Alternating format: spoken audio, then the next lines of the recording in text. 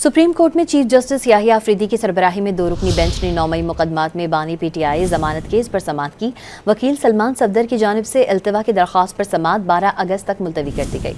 मजीद जानते हैं don news के नुमाइंदे उमर मेहताब बढ़नी से। उमर, समाअत का मजीद अहवाल बताइएगा।